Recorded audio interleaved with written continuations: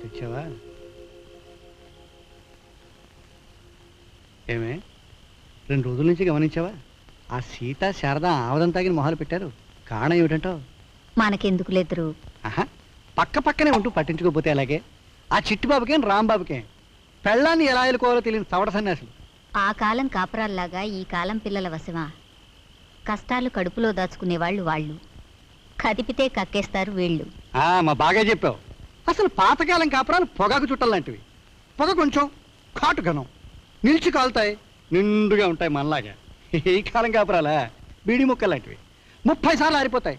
గట్టిగా దమ్ పీల్చామనుకో అయిపోతాయి. ఎనగ మనసుకు రాని పనగ సాయి. నవ్వుతున్నావు? ఏం లేదు, మీ గొంతింతకు ముందులా లేదు, కొంచెం జేరొస్తుంది. జీర కాదా?